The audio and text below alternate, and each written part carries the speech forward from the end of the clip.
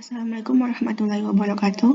Perkenalkan, nama saya Hamiza Faira, NIM 2011031009, Prodi Tempat Teknik Perencanaan Irigasi dan Rawa, jurusan Teknik Sipil, dengan dosen pengampu yaitu Bapak Insinyur Suhendrik Hanwar, MT, mata kuliah Hidrolika dan Lab. Baiklah, kali ini saya akan membahas materi tentang aliran mantap pada saluran terbuka. Materi yang akan dibahas yaitu yang pertama, prinsip dan klarifikasi aliran terbuka, angka Raynaud atau laminar dan turbulen pada saluran terbuka, radius hidrolik dan kecepatan gelombang, angka Froude atau subkritis dan superkritis pada saluran terbuka. Sebelum itu kita akan melihat perbedaan antara aliran terbuka dan aliran tertutup. Aliran terbuka adalah aliran fluida yang terbuka atau terekspos langsung ke atmosfer. Oleh karena itu, aliran terbuka tidak pernah mengisi penuh medium saluran yang dilewati. Sedangkan aliran tertutup, yaitu aliran terbuka hanya melibatkan cairannya saja, seperti danau, sungai, dan laut, yang terekspos langsung terhadap udara bebas. Aliran terbuka hanya digerakkan oleh gaya gravitasi secara alami, sedangkan aliran tertutup bisa digerakkan oleh perbedaan tekanan atau gravitasi. Selanjutnya yaitu klarifikasi aliran terbuka. Yang pertama, aliran seragam atau uniform flow disebut seragam apabila kedalaman alirannya dan kecepatan rata-ratanya tetap konstan. Jika tidak, maka disebut aliran tak seragam. Jadi, ini contoh gambar dari saluran seragam. Tingginya sama, kecepatannya sama, sudutnya pun sama atau konstan. Yang kedua yaitu aliran tak seragam atau non-uniform flow. Kedalaman aliran dan kecepatan rata-ratanya berbeda-beda di sepanjang arah alirannya. Aliran tak seragam dibagi menjadi dua, yaitu aliran berubah cepat atau RVF atau Rapidly Varying Flow. Apabila kedalaman alirannya berubah dengan sangat cepat dalam jarak yang relatif singkat. Yang kedua yaitu aliran berubah beraturan atau GVF, Gradually Varied Flow, merupakan kedalaman aliran berubah beraturan dalam jarak yang panjang. Ini merupakan gambar dari aliran tak seragam.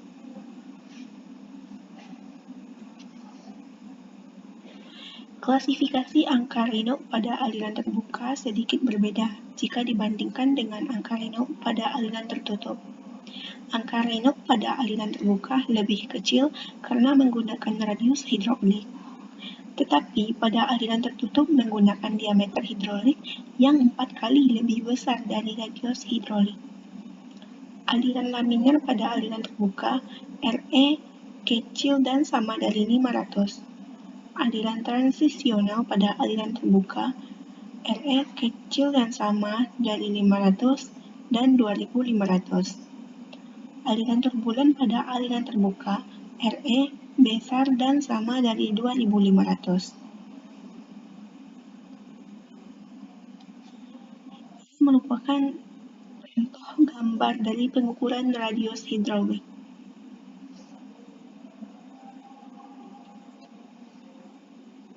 Selanjutnya yaitu kecepatan gelombang dan angka Froude. Aliran terbuka juga diklasifikasikan menjadi aliran subkritis, kritis, dan superkritis, tergantung pada nilai angka Froude yang muncul. Rumus untuk mencari angka Froude yaitu Fr sama dengan V dibagi akar GY.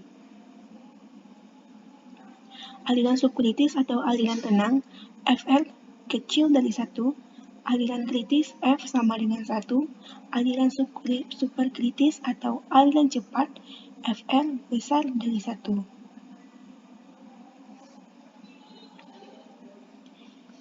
Selanjutnya kita masuk kepada contoh soal yang pertama. Sebuah gelombang air muncul dalam sebuah kanal yang cukup lebar. Tentukan kecepatan gelombang kecil dalam aliran tersebut jika kedalamannya adalah A. 25 cm dan B. 80 cm. Apa yang terjadi jika cairannya diganti dengan minyak? Penyelesaiannya, untuk yang A, V sama dengan akar GH. Akar G sama dengan 9,81 meter per sekon kuadrat dikali H 0,25 meter. Hasilnya yaitu 1,57 meter per detik. Yang B, V sama dengan akar GH. G 9,81 meter per detik dikali H 0,80 meter. Hasilnya yaitu 2,80 meter per sekon. Jika cairannya diganti dengan minyak, maka hasilnya tidak akan berubah, karena kecepatan gelombang hanya bergantung pada kedalaman cairannya. Contoh soal yang kedua. Sebuah gelombang diawali di dasar laut dari sebuah hentakan ketika terjadi gelombang. Jika kedalaman laut tersebut sekitar 2 km dan massa jenis dari air lautnya adalah 1,30 kg per meter kubik, tentukan kecepatan rambat dari gelombang itu. Penyelesaiannya, kecepatan gelombang permukaan ditentukan dengan formula V sama dengan akar GH.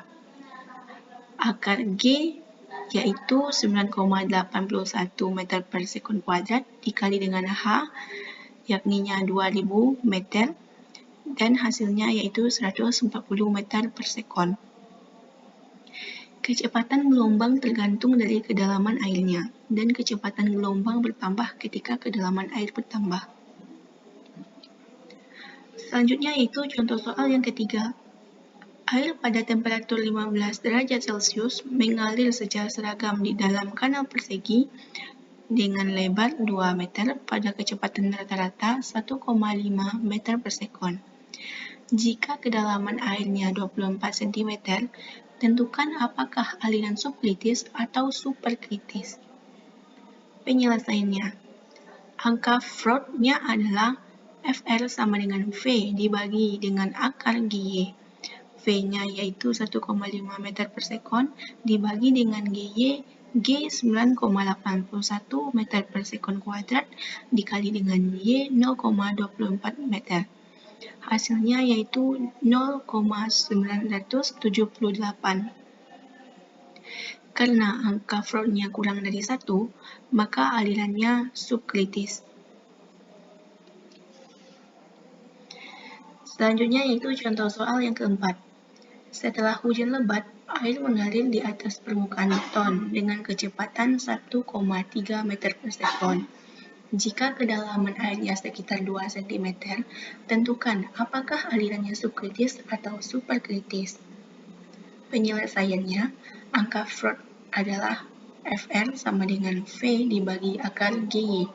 V sama dengan 1,3 meter per sekon dibagi dengan GY, G-nya 9,81 meter per sekon kuadrat dikali dengan Y 0,02 meter. Hasilnya yaitu 2,93. Karena angka Freud-nya lebih dari 1, maka alirannya superkritis. Berikut contoh soal yang kelima.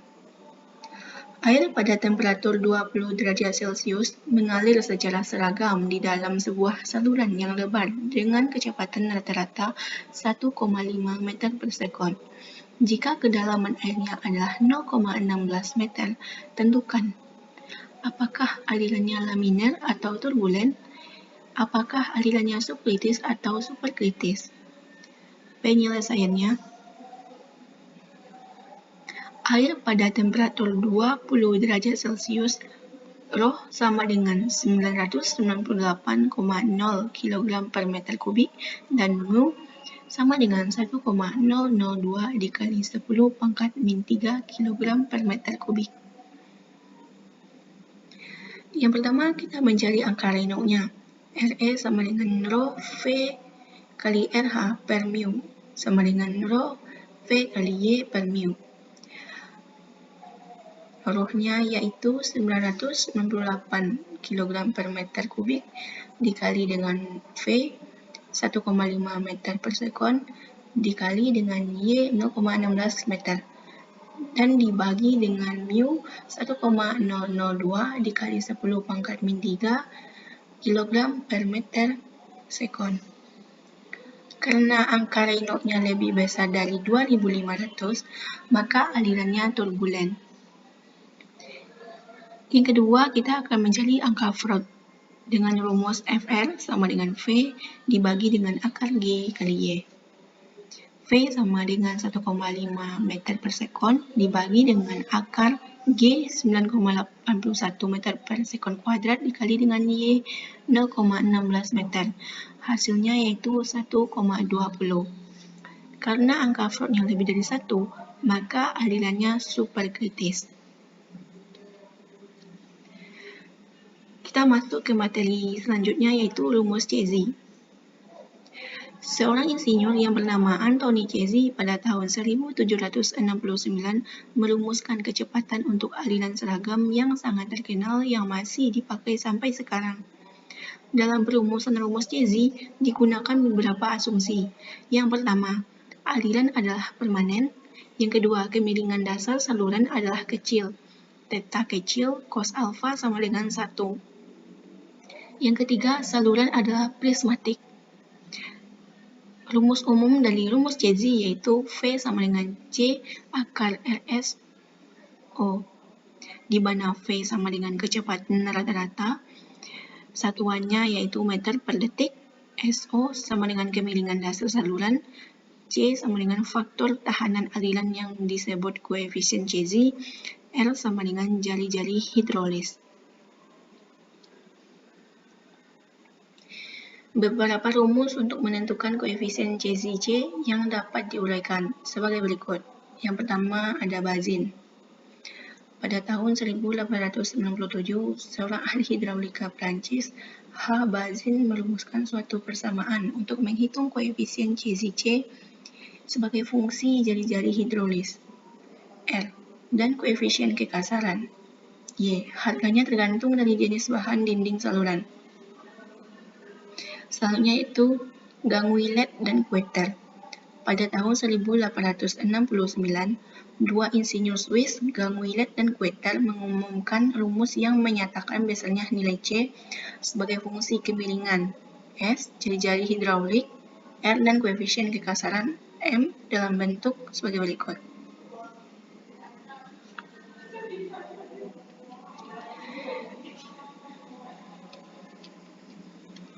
Yang ketiga yaitu Solerbrook. Rumusnya yaitu C sama dengan 18 log dikali 12R dibagi K tambah 2 per 7.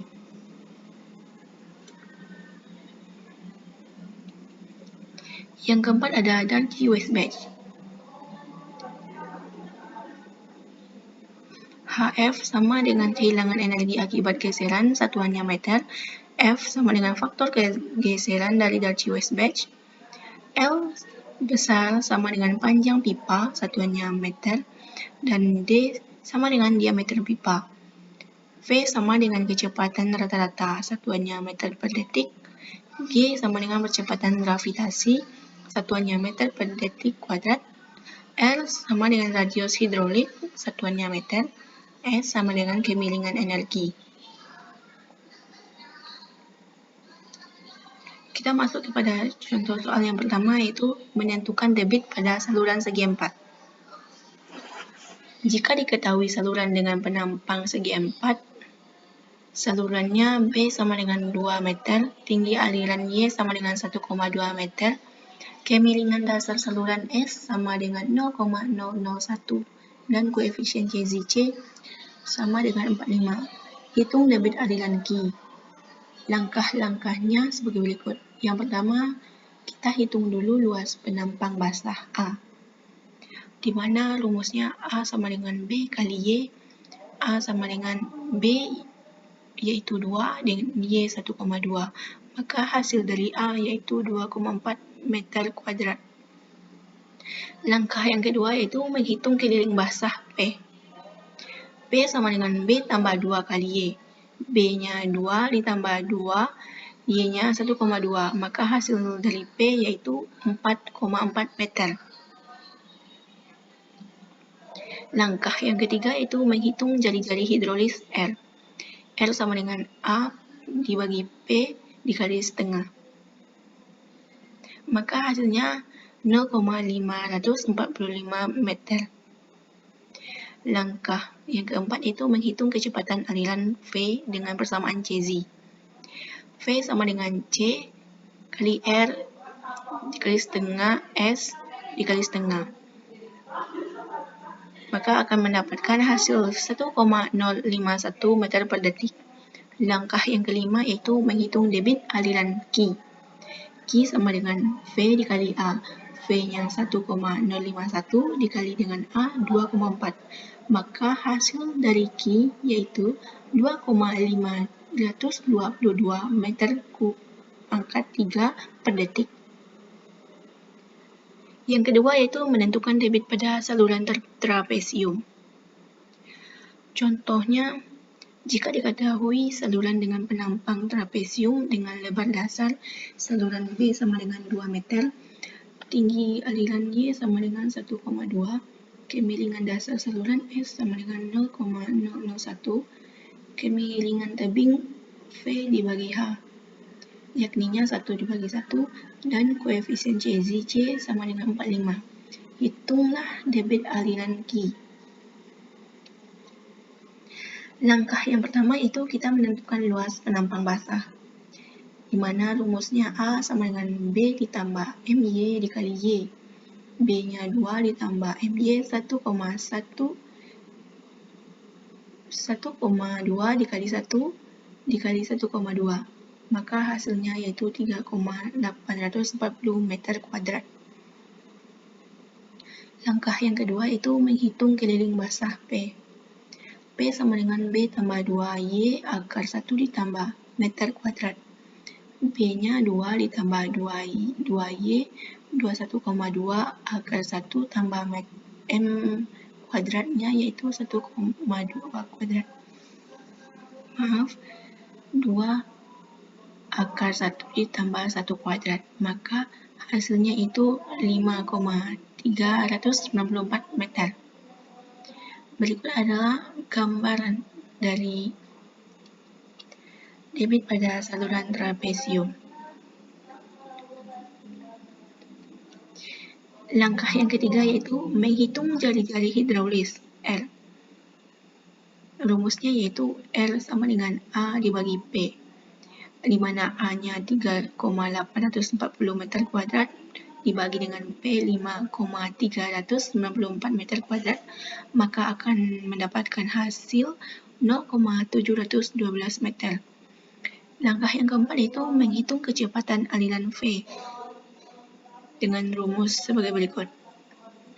Yang kelima yaitu menghitung debit aliran Q, di mana Q sama dengan F kali A, maka akan mendapatkan hasilnya 4,611 meter kubik per detik. Selanjutnya yaitu rumus Manning. Seorang insinyur Irlandia bernama Robert Manning 1889 mengemukakan sebuah rumus yang akhirnya diperbaiki menjadi rumus yang sangat terkenal, seperti V sama dengan 1 dibagi N dikali R pangkat 2/3 dikali S pangkat setengah, di mana V sama dengan kecepatan, C besar yaitu koefisien CZ, R sama dengan jari-jari hidrolis, S sama dengan kemiringan energi atau kemiringan saluran, N kecil sama dengan koefisien Manning, L sama dengan A dibagi P, di mana luas basah saluran dibagi keliling basah saluran. Contoh soal yang pertama, menentukan debit pada saluran segi 4. Jika diketahui saluran dengan penampang segi 4 dengan lebar saluran B sama dengan 2 meter, tinggi aliran Y sama dengan 1,2 meter, kemiringan dasar saluran S sama dengan 0,001, dan koefisien Manning N sama dengan 0,021, hitunglah debit aliran Q. Langkah-langkah penyelesaian. Yang pertama yaitu menghitung luas penambang basah A, sama dengan rumus sebelumnya, yaitu A sama dengan B kali Y, di mana B 2 dikali dengan Y yaitu 1,2, maka hasilnya yaitu 2,4 meter kuadrat. Langkah yang kedua yaitu menghitung keliling basah P. P sama dengan B tambah 2 kali Y, maka akan mendapatkan hasilnya yaitu 4,4 meter. Yang ketiga yaitu menghitung jali-jali hidrolis. Yang keempat yaitu menghitung kecepatan aliran V dengan persamaan Manning dengan rumus V sama dengan 1 dibagi N dikali R dikali dengan 2/3 dikali S pangkat 1 bagi 2. Di mana 1/N 1/0,021 dikali dengan R yaitu 0,545 dikali dengan pangkat 2/3 dikali dengan S yaitu 0,001 dikali dengan pangkat setengah, maka akan mendapatkan hasil yaitu 1,005 meter per detik. Langkah yang kelima yaitu menghitung debit aliran Q. Maka hasil dari Q yaitu 2,413 meter kubik per detik. Selanjutnya itu menentukan debit pada saluran trapesium. Diketahui saluran dengan penampang trapesium dengan lebar dasar saluran B sama dengan 2 meter, tinggi aliran Y sama dengan 1,2, kemiringan dasar saluran S sama dengan 0,001, kemiringan tebing V dibagi H atau sama dengan 1 bagi 1 dan koefisien Manningnya N 0,021. Hitungan debit aliran Q. Langkah-langkah penyelesaian yang pertama yaitu menghitung penampang basah. A sama dengan B ditambah MY dikali Y. Maka akan mendapatkan hasilnya yaitu 3,840 meter kuadrat. Yang kedua, menghitung keliling basah. Rumusnya yaitu P sama dengan B tambah 2 kali Y akar 1 ditambah meter kuadrat. Maka hasilnya yaitu 5,394 meter. Selanjutnya itu menghitung jali-jali hidrolis, di mana rumusnya R sama dengan A dibagi P, maka akan mendapatkan hasilnya 0,712 meter. Yang keempat, menghitung kecepatan aliran V. V sama dengan C dikali R pangkat 2/3 dikali S pangkat setengah. Maka akan mendapatkan hasil dari V tersebut yaitu 1,201 meter per detik. Langkah yang kelima, menghitung debit aliran Q. Q sama dengan F dikali A.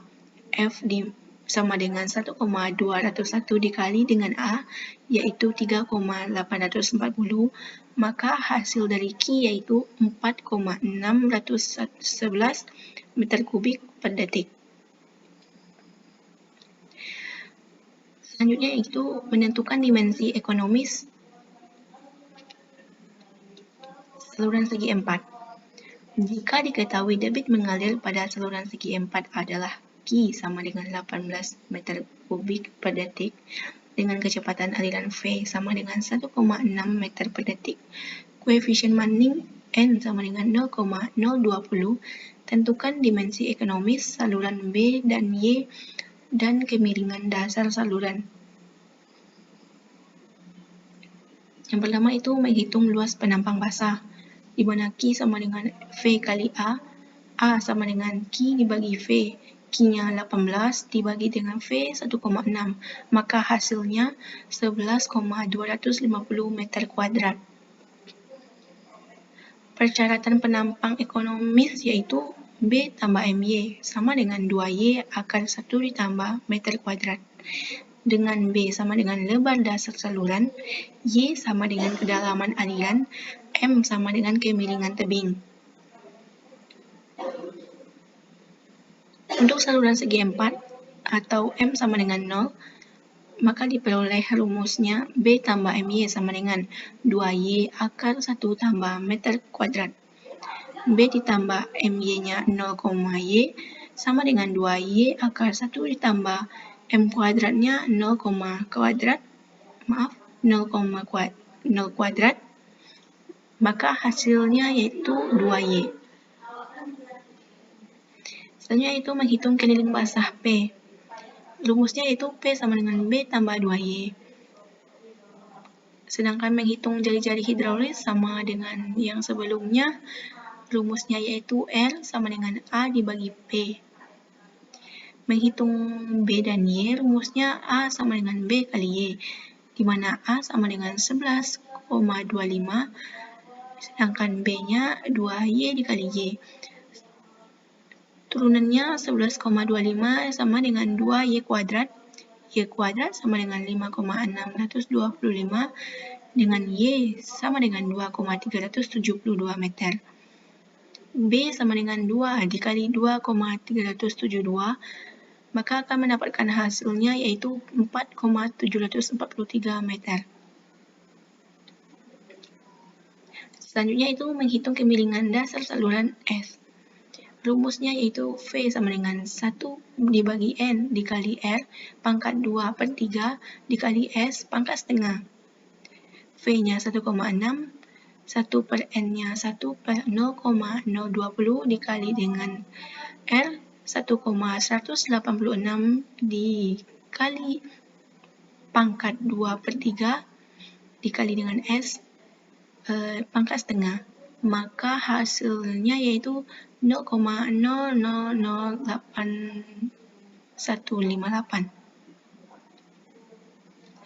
Baiklah, mungkin hanya itu yang dapat saya sampaikan. Jika ada kata yang salah dalam penyampaian materi, saya mohon maaf. Wabillahi taufiq wal hidayah. Wassalamualaikum warahmatullahi wabarakatuh.